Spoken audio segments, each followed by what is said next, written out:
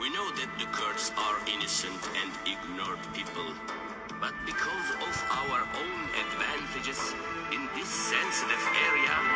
we are not ready to sacrifice our economical and political benefits for the sake of the Kurdish people. But اما شوان پروره لآلبوم هفیا تی سال 1999 به انگلیسی لأولو اجید گشتمان ازانین که کرد مردمی کی قليلي كرياق ومظلومة لمنطقيكي حساسة بلام ايما بو برجوندي آبودي وسياسي خومان آماده نبوين كبرجوندي آبودي وسياسي خومان بكين قربانية مردم كرد امشوان پرور اجيتي لزوانة ولاتانا أوروباي. But such a policy destroys and insults the human rights agreement. An agreement that has ام جورة روانينا ام جورة بالاسية بيمانة ما فمروفي لبين برد وتعداي كرد has been adopted by the civilized and developed countries. Ma evbu peymana ma femro bantiye wend binen kuchawa mro wajbo bejawendi khod froshin. Is this not a crazy world policy? او خديكن ابينن كچون مروفايتي بو برجوندي خو افروشن. Is this not a crazy world policy? اما بولوسی کی شیطانی دنیانیه. اوكي اما مصیبت نامه کرد قومی اتنیکی و من تیم سر اعم داستانه که لدوی کوا خدیکن برادران پککی کرد باز به عنوان دسکو دی فروشنو.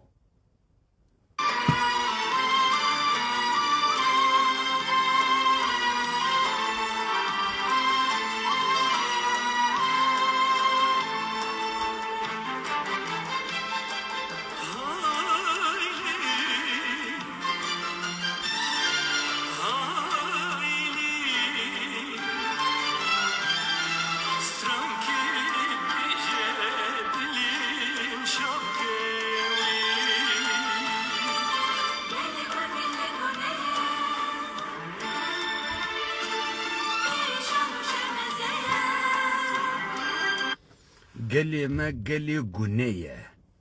قناها پریشان و شرمزية پریشان و شرمزاره.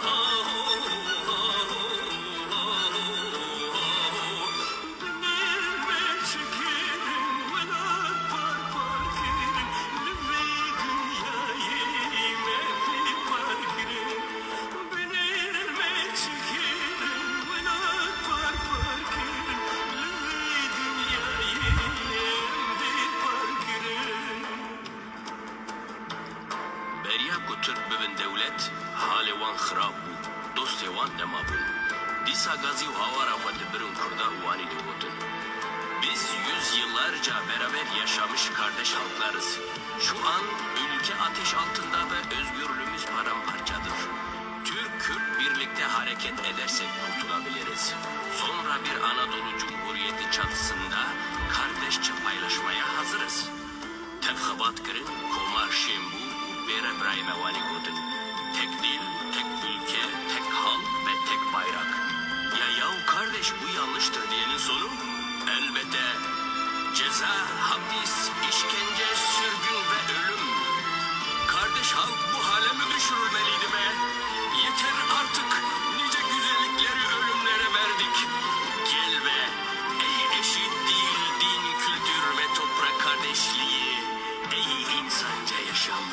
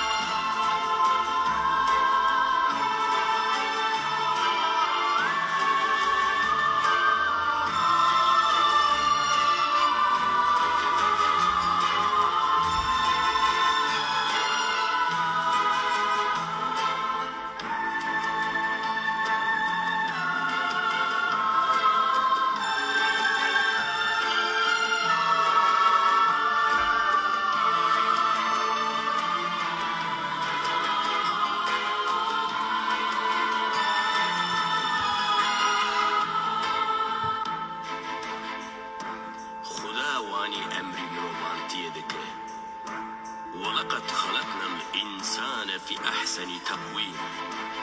جميعنا من مخلوقاته على اختلاف لغاتنا ثقافاتنا ألواننا أجناسنا أدياننا وقومياتنا ولا يقبل الله ولمجرد هذه الاختلافات أن يظلم الإنسان أخاه الإنسان فويل له وحسابه عند الله عسير. Kesinlikle jibel zaman çand an olayı ki üzülme bike evlu bahuda zulüm kare. Allahümme neşku leke havanena alen nas farfa Allahümme zulme anna.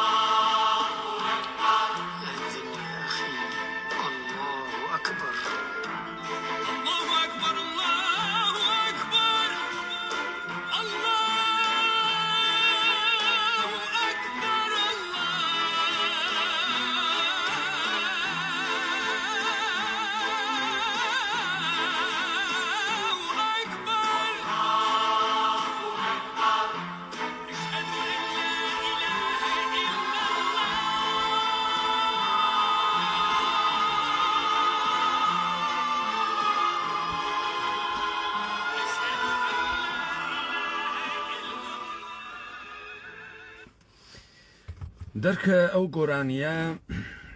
پێویست ئەکات بە زوانە هاوبەش تا ئێمە لە یەکتری تێبگەین. ئەو شتەی وا لە دوێنەوە بە حکوومەتە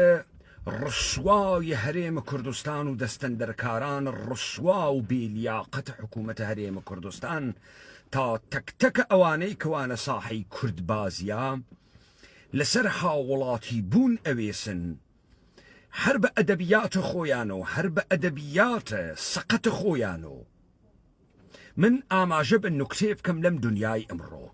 ئەگەر تۆ تەنانەت لەسەر مافە هاوڵاتی بوون ئەوێسی، تۆ تەنانەت لەسەر مافە شەهروەندی ئەوێسیت، ئێشێ ئێمە بۆ خاتری ئەمەی کە دۆمۆکراسیمان بوێت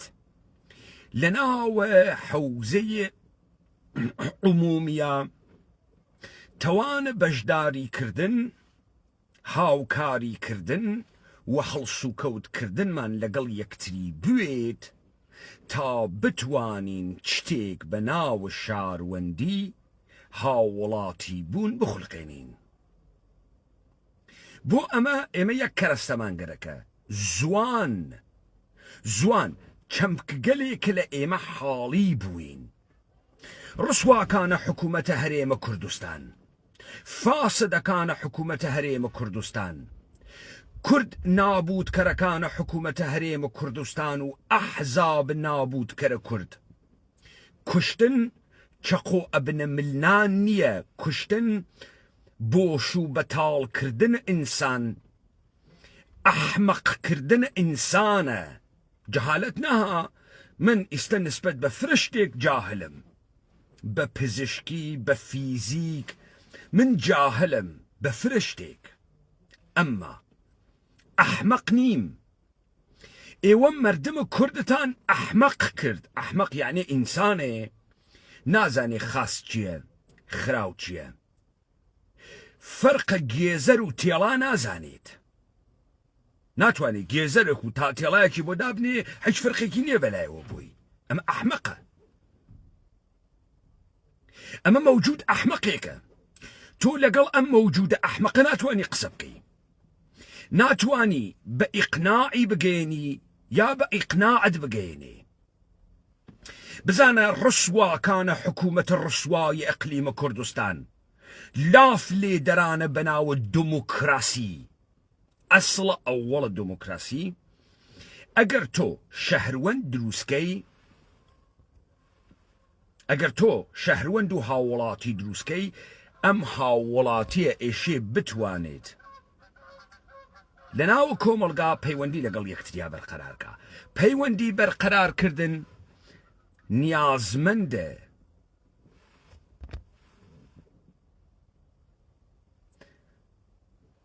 ئەفوکەن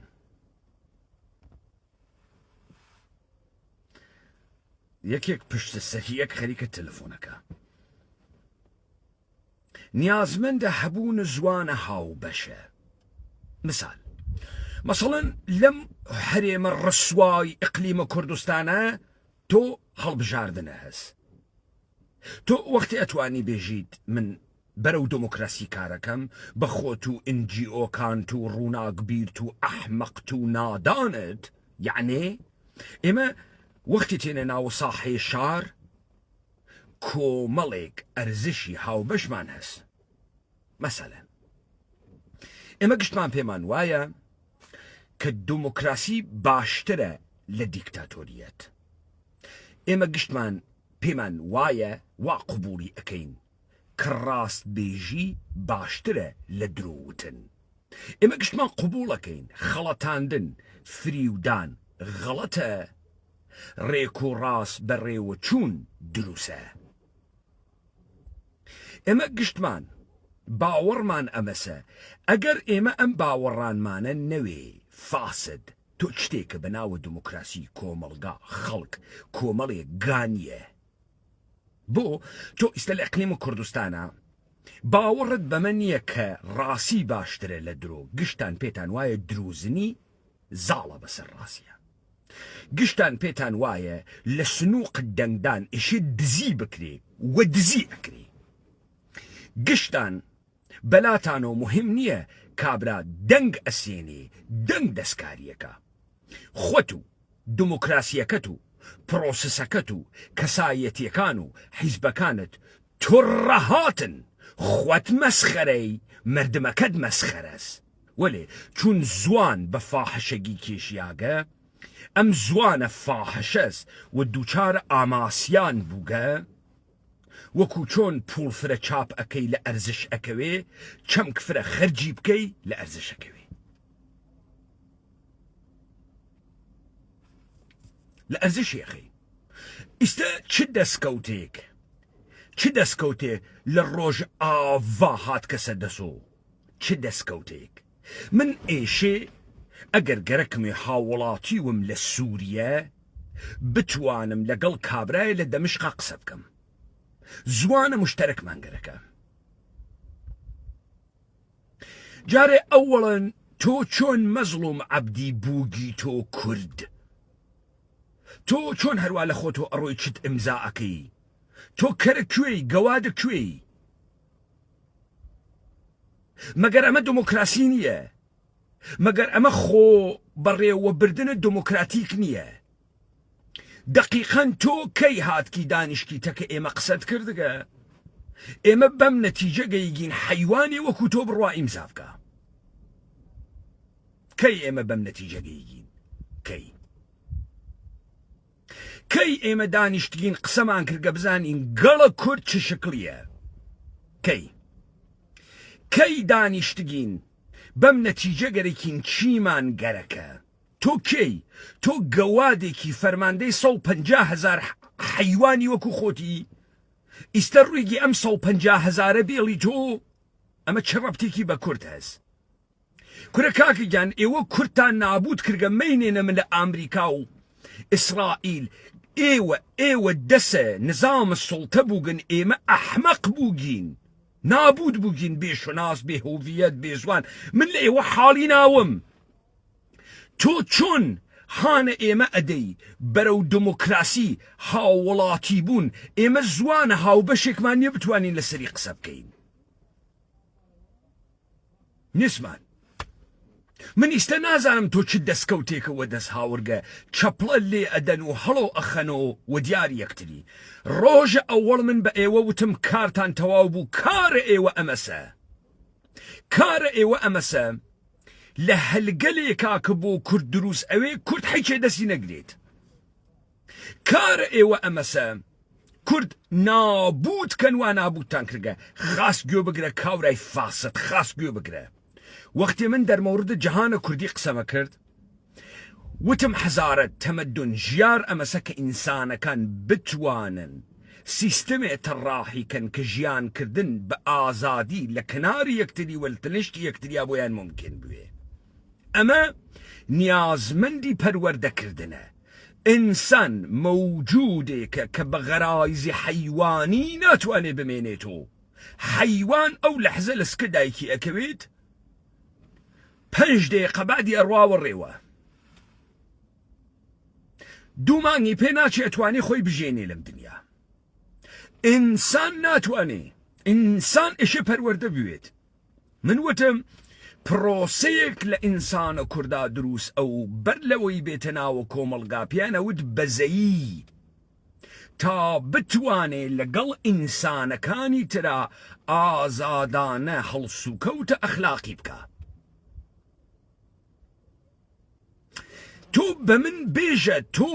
لە ناو ئەم کۆمەڵگا تەکەمنا چۆن دموکراسی ئەخولقێنی دموکراسی باز من لە تۆ حاڵی ناوم تۆ لە من حاڵی ناوی تۆ بە چیژی دەستکەوت من و تۆ چۆن لە یەکتری حاڵی ئەوین لە کاتێکە ئێمە ئەسڵ نازانین ئەرزش و بەهاشمان هەست مەسەڵەن تۆ لە هەرێمە کوردستانە تەکەم خەڵکە دانیشی باسی چیەکەی باس ئەەکەی کە ڕاستی خاسە درۆ خراوە دەستپاکی خاسە فریودان و خەڵەتاندن خراوە دێم خەڵکە گشتی معتەقدە پارتی وەکێتی دزیەکە لە سەنووق ڕەئیە گشتی دزە گشتی گەندەڵە گشتی گەوادە گشتی شیتەکان ناخوا دەمە دموکراسیە تۆ تەکەم ئینسان ناتوانی قسە بکەی ئەحیانەن محتەرەمێ پێت وابێ کە لە داهاتوویەکە تۆ داهاتوویەکی شت هەست ئێمە چۆن لە یەکتری حاڵی ناوین ئێوە باوکە ئەم زوانتانە دەرهاورگە کەس نازانێ کەس چیەژیت تۆ چی دەستکەوتکەیسە تۆ چی دەستکەوتگە تۆ بە کامە پێوەرخەریکی ئەمە بە عنوانە دەستکەوتە فرۆشی تۆ گەوا باوک تۆ ئێشە حتمەن بوو تۆ پێنن تۆ تەسلیم بووگی کارە تەواو بووگە ئێوە چ دەرکێکتان لە تەسلیم بوون هەست چ دەرکێکتان هەست ئیستا ئەحمەد شەرعی وا لە پێگەی زەعیفێکا بوو هاوردیان دەمشقیاندا دەسی و نیشانی دا نێرەکەر و تێگەیشتووی وەکو خۆی مەوجود نییە چوودای لە عەلەویەکان ڕوودارترین بەشە سووریە نەمایش قەتڵعامێکی دا تا ئەمریکا بێژە مسەببین بگرە ئیستا ئەکەوێتە تەسویەیە نیروگە لە دەرونیە خۆی وەکو ئەو کارە وا خومێنی کردی لە وەڵی انقلابە 10 جار سپای پاسدارانی تەسفیە کرد بە عنوانە تەرەفدارانە منتەزری بە عنوانە تندڕەوان وەکو ئەحمەدە متەوەسلی کوشتنی لە بینی بردن تا ئەم نیرووە پۆفیوزەی لێ دەرهات بۆ عەلیە خامنەی يعني تۆ پێت وایە ئەحمەدە شەرع لەناوە نیروگەل و تفەنگچیەکان و ڕوودارەکانە خۆیان پێویستی بە تەسویەکردن نەبوو؟ دەئیستە بە بیانووی قەتڵ عام فەرمانە وەزارەتە خارجەی ئەمریکا ئەکەوێتە گرتنە یەک لە دوای یەکە ئەوانەی کە کێشەیان بۆ دروست کرد وەکو ماجەرای کودەتای نوژەی ئەرتەشە ئێران. دەی ئەحمەدە شەرع ئەمڕۆ بێ ئەوەی فیشەکێ بتەقێنێ حیزەکانە کوردستانە سووریەی تەسلیم کرد. تۆ یعنی ئیسە تۆ ڕوویگیتە ناوە ئەرتشە سووریە خۆشیوە من؟ دەی بۆ خۆشیوە من نەوێ هاکان فیدان وەزیر ئومور خارجەی تورکیە است مهمترین مهرەیە ئەمنیەتیە خاوەرمیانە است. ئەسمەت ئۆینۆنۆ دووەمین سەرۆک کۆمارە تورکیە بوو. من ئێشێ بفامم لە تۆ کە تۆ مەبنای ئستدلالی چییە؟ تۆ زوانێکە بەکاری ئەوەی زوانە فاحشەز من حاڵی ناوم لێت. يعني ستو چی دەستکەوتێکە دەستکەوتکە حەپە حەبکەرە فاسد چی دەستکەوتگە؟ من حەقم هەزنەم جامعە قرارەتە کە تۆی حەیوانە ژیان کەم. درشم ئەدەی دموکراسیمان بوێت پێکەوە ژیان بۆ پێکەوە ژیان ئێمە زوانە هاوبەشمان گەرەکە. من ئێشێ بفامم منزورە تۆ لە ڕاستگۆیی چییە؟ منزورە تۆ لە دەستکەوت چییە؟ منزورە تۆ لە مبارزەی کورد چییە؟ منزور تۆ لە مافە شەهروەندی چیە؟ مافە شەهروەندی ئەمەسە تۆ بتوانی تەکە ئینسان گەلێکی یەک قەڵەمڕەوی دیاری کراوە گفتوگۆ بکەی بەشداری بکەی لە عەرسەی عمومیە بۆ داڕشتنەوە و بەڕێوەبردنەوەی ئومورات ژیان ڕوتینە خۆت.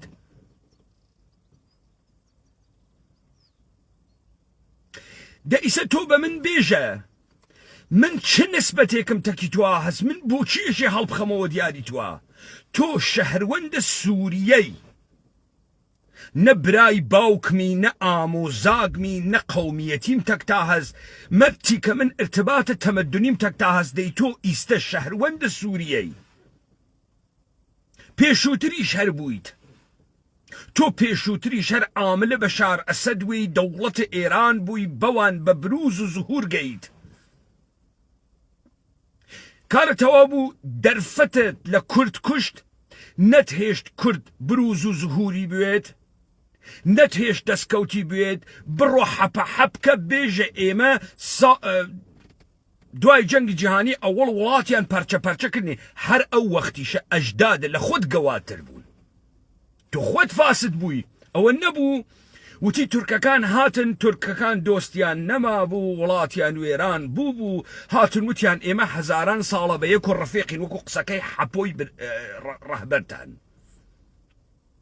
بێ بڕۆین خەڵکی دەمکوتکەین تا جمهوریە ئەناتۆلی دروستکەین. چوین خەڵکمان دەمکوت کرد ئەرمەنی کوژیمان کرد چەرکەس کوژیمان کرد خەڵکمان کوشت بۆتان لێو دوا ئاوڕیاندا وتیان غەڵەتتان کرد یەک زوان یەک ئاڵا یەک پەرچەم یەک جمهوریەت. دەی تۆ هەرە وەختیشە حەیوان نەوگی؟ تۆ هەرە وەختیشە فاسد وگی؟ یعنی من نافامم ئێوە چۆن بەم نەتایجە ئەگەن؟ ئەی چۆن من بە قەتعیەتەوە وتمەم حیزانە تەواو بوون؟ نۆڵەوە دەستکەوتە و دەستمان کەوتگە و لەکوێ دەسەکەوتکە چی دەسەکەوتگە بەناوە کێ دەسەکەوتگە؟ خۆ ئەمانە هیچ کەسی جواو ناداتەوە ها.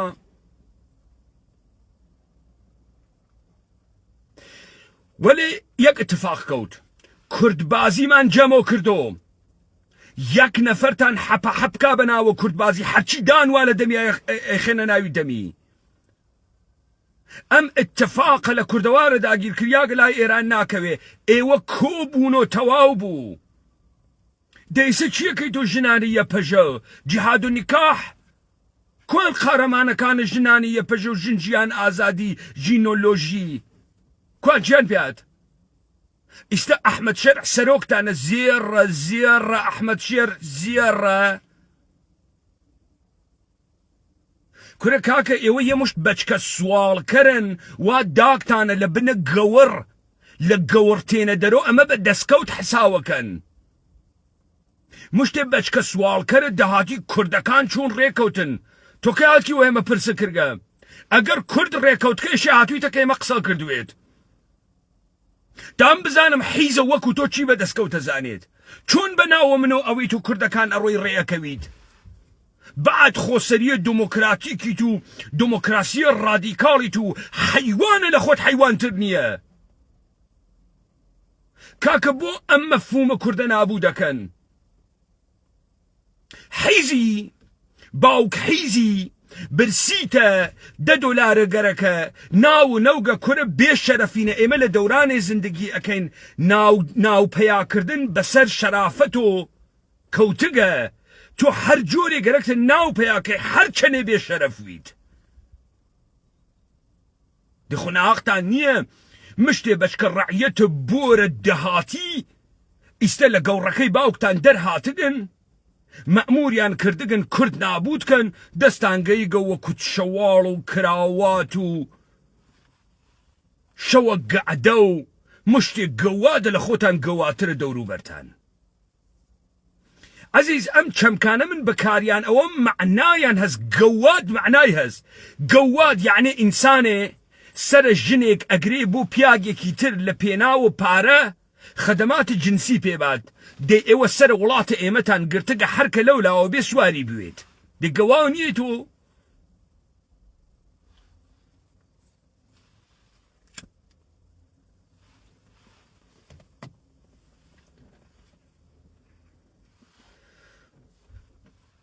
ئەمەی کە تۆ خەریکی ئەیوەیتە ڕێوە تۆ تەواو بووگی گەوادەکانە قەندی لە تەواو بوون تۆ تەواو بووی ئەو چەکە دائەنی ئەو چەکە دانەنی ئەو چەکتە تێ ئەوڕن تۆ ئیستە ڕوویگیتە ژێرە دەسە مؤسسات سووریە ئدغامبوونیشی لە ئەرتەش یعنی تۆ عەمیدە هەز وایتە ژێرە دەسە وزارەتە دفاع وایتە ژێرە دەوڵەتە وایتە ژێرە فەرمانە سەیدە ڕئیس شەرعە گووی زیایی بخۆی ڕەفتارە زیایی بکەیت 2000 تێڵاتی ئەوڕن حاڵیت بوو بێ ئەوەی یەک فیشەک بتەقێنیت بێ ئەوەی یەک فیشەک بتەقێنێ مەئموریەتتان تەواو بوو چەکەکانتان دانیە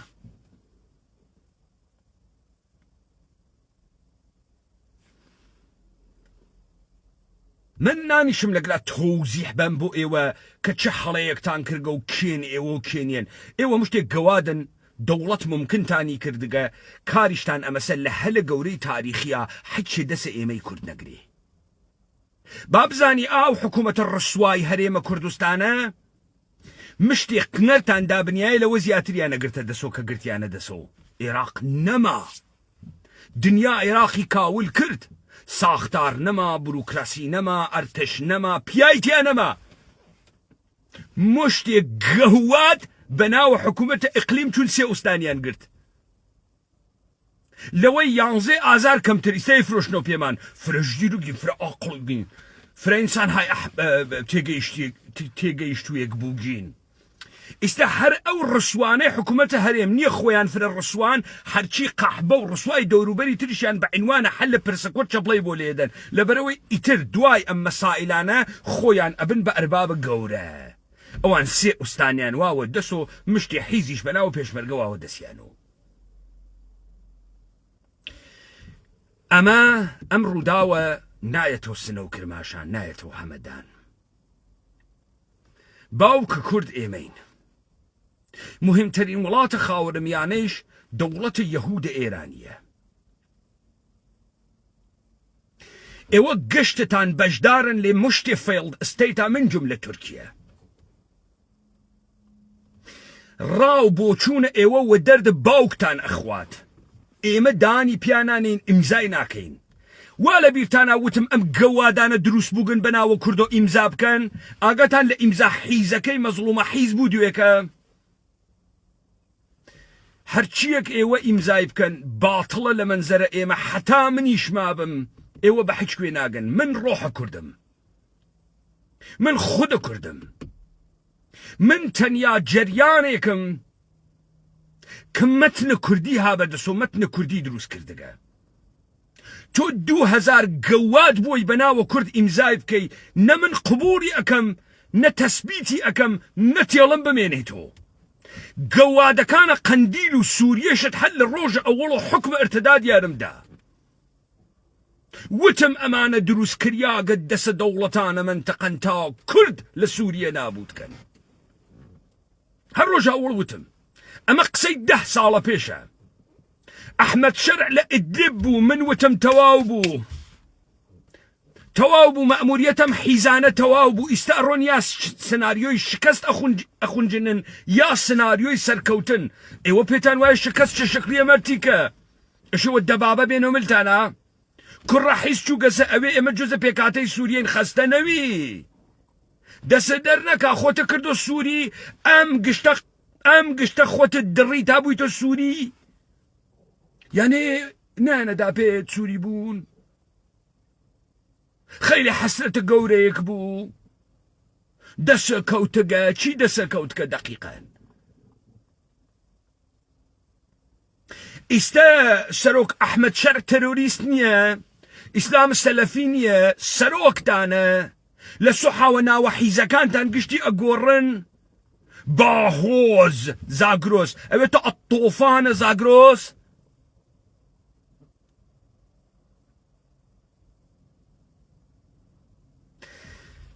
ئێوە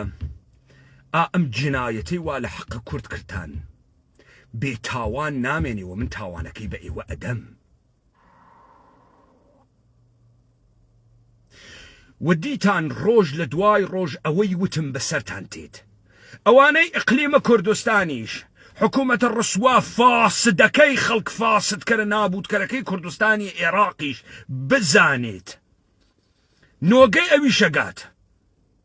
وەختە ئەویش ئەگات خاس کوڕیاگە لێتان و ئەزانیتە بەم حەیتەرانکردنە بازیەکە تەواو ئەەکەی بازی لە تاران و تەواو ئەوێ و تاران وا لە دەسە ئێمە پێتان تەواوەکەینە بازیتانە پێ تەواوەکەین دەورانە کەسافەت و عفونەتە ئێوە تەواو بوو ئێوە فقط قسەی خۆشتان گەرەکە شتێک بژێ دڵێم شادکە بێبەر و دواتۆ نە ئەخلاقە هەز نە شەرەفە هەز نە شەخصیەتە هەز نە پرسۆناڵەتیت هەز دەمیش لە دۆمۆکراسی ئەدەی دۆمۆکراسی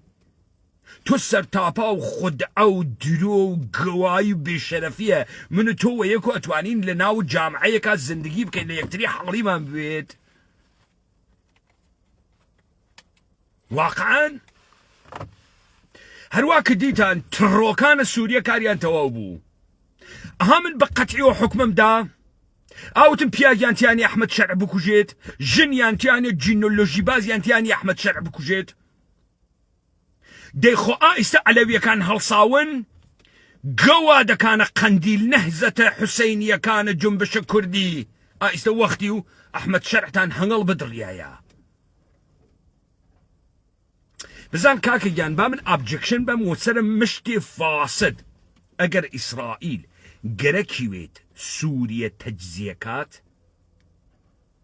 ماتەڵە ئەخموچتە تۆ نییە گەوا باوک تۆ دنیا وەکو لادیەکانە خۆتی ئەگەی ڕەوابەتە سیاسی بەرژەوەندیە سیاسی وەکو قین و ئاشتی ناوە خانەوادەی فاسدتی ئەگەی کاورا مۆقەکە ملە لێ بادا نەڕوویتە سڵاوی ئیسرائیل ئەگەر مەبەستی بوێ سووریە تەجزیەکات هەڵی ئەوەشێنێت تۆ تەجزیەشی ئەکات وە شەقیش تۆ ئەکاتە سەربازە خۆی هەروە شەق پێویست ناکات تۆ بڕۆی خۆتی نیشان بیت و بژی من تۆ نۆکەر هەی تۆ ئەنتەرە دنیا هەی تۆ هەرکە پوڵە پێ باقنی بۆ پانەکەی تۆ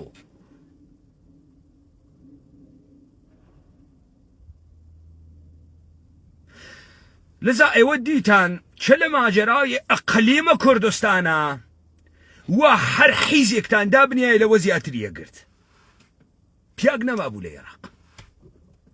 پۆربری من حاڵی خراو بوو ئەم گەوادانەی ئەقلیم چون سێ ئوستانیان گرتواتنەوە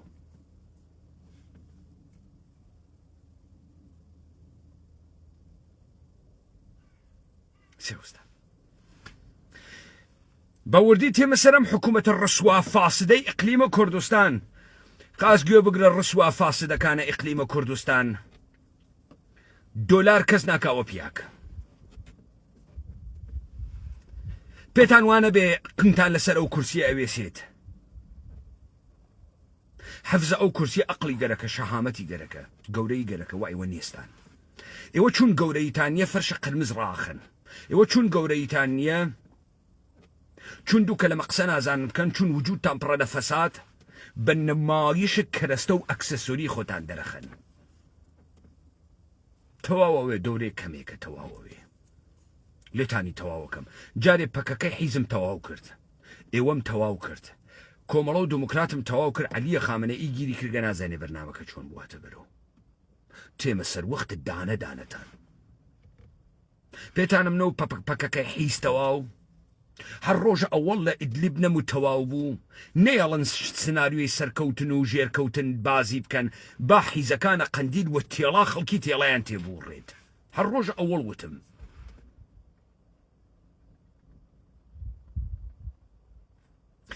حەپەحەپ و خڕبازی و ژنبازی و ژینۆلۆژی و سەرۆکە حیز و ئیستە بێ سەرۆک شەرع ژیان نابا چی پێات خۆسەری دموکراتیکەکەتان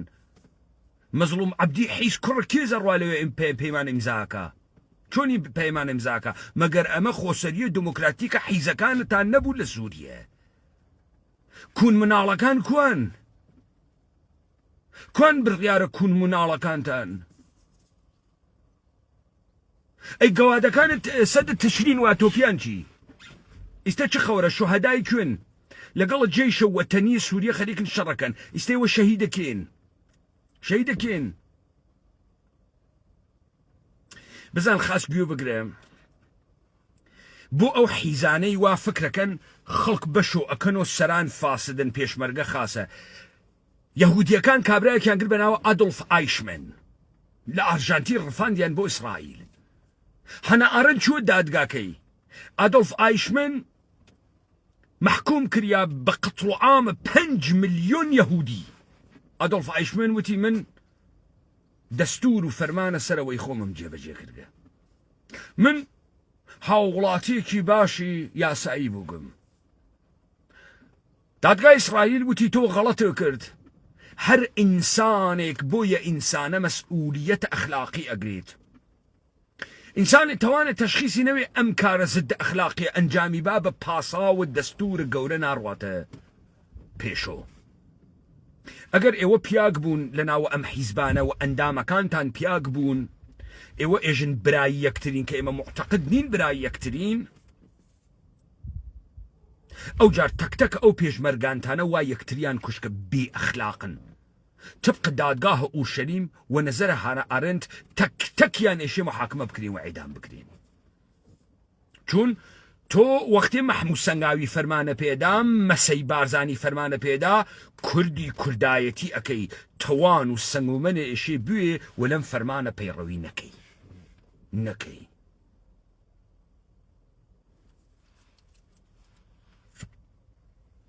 بەڵام چون زوان لە ناو ئێمە وە فاحشەگی کێشیاگە ئێمە یەکتری تێناگەین گەلە کۆمەی بلاهەت ئەەکەین مشتێ تێ هەڵدریاگە دۆڕاوە دنیایشین دۆڕاوی بە دەستکەوتە فرۆشینەوە بابا من حیسترم لە ئێوە نەدیگە ئێوە ئەکەونە زەوی سەرکەوتگن ئەتان دڕن سەرکەوتگن تەجاوزتان پێیەکەن سەرکەوتگن سوارە ملتان ئەون سەرکەوتگن و یەکتری تەبریک ئێژن نەتوو بە من بێژە ئێوە چۆن هەڵسەنگاندن ئەکەن سەنگەکە چییە تۆ چ سەنگێ دائەنی ئەمە بە سەرکەوتن ئەزانی چ سەنگێ حیز سووریە 12 ساڵە وا لە ناوە ئینقلابە 12 ساڵە سووریە خەڵک ئەدا لە ئەسەد ئەدا لە خەڵک تۆ لە ماجرای ئینقلابە سووریە چوویتە بەرەی بەشار ئەسەد بوویتۆ زدە ئینقلاب تۆ بە بەشار ئەسەد و دەوڵەتە ئێرانی ممکن بووی لە سووریە پۆتەنسیێڵی ئینقلابی لە خەڵکە کوردە سووریە کوشت ئیستەمەشیە بەجێ ئەحمەد شەر ئیمکانی بوو کابرایەکی قامشلی لەوێ بێت ئێوە ئەسم مەجالتان نەدا هەلەکان دەرفەتەکان بڕەخسێنیت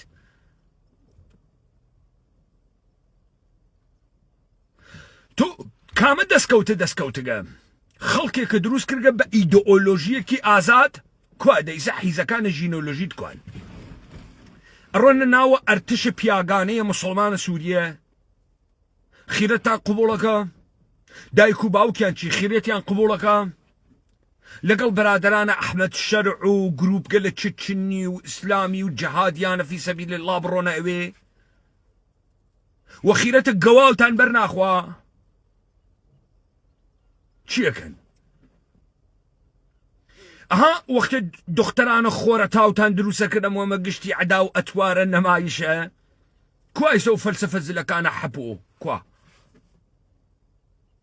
ئێوە یەک پیاکتان واتیە لە ناو 4 ملیۆنە یەک نەفەر ئێعلام مخالەفەت کە یەک نەفەر ئەمە چۆن ئیدئۆلۆژیە کە یەک نەفەر مخالفی تیان نییە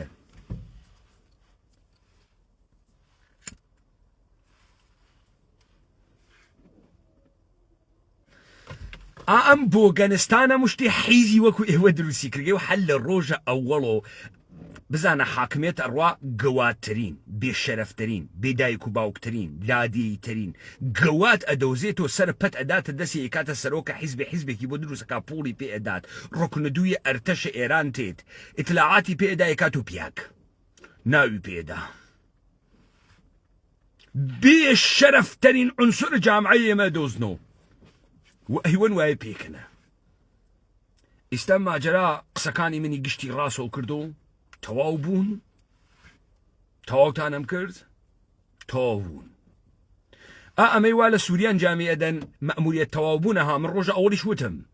ئیسە تۆ بڕۆ هەربی خونجنە بێژە وەکو قەحبە ئەڕۆینە ناو ئەرتشە سووریا هەر وەکو قەحبە لە مەیدانە سوبگا سوارەمە لە ئەول ڕۆژێ 2000 جار گەوا باوک حاڵیت بوو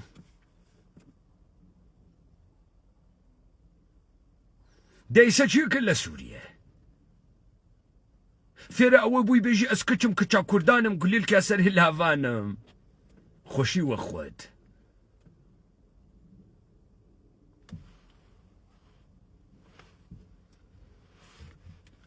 حکوومەتە ڕسواکەی هەرێمە کوردستانە کاری کێشا گەسە جێگەیە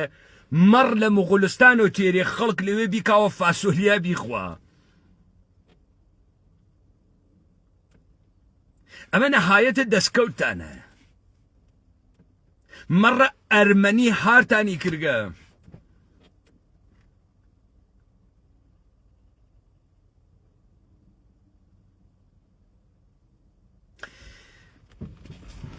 هەر وەکو دیتان دانە بەدانە ئەوەی کە ئێمە بۆیانمان ڕێیلگوزاری کردبوو هاتە جێ و جێبەجێ بوو کوردبازی تەواو بوو هەرچیەکیان بوو لە کوردبازیە خەرجیان کرد خوێن شەهید قنخڕ سکس هەڵپەڕکە گۆرانی دەمەقۆپە هەرچیەکیان بوو ئەوەنە خەرجیان کردیتە سواوە تەوەڕۆم گرتی هەرچیەکیان بۆ نەماگەسوو لە کوردبازیە تەواو بوو هیچ ئەنتەریاتێکی تریان نەماگە ئیستا لەمەوە بەدووە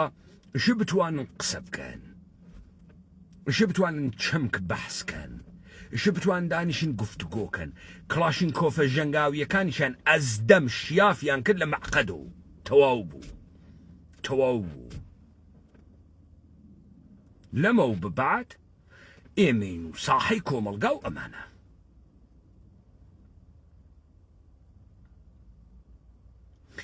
بابزانن زەبتەماڵە تەکتەکتانەکەم بابزانن تەکتەکتان محاکمەکەم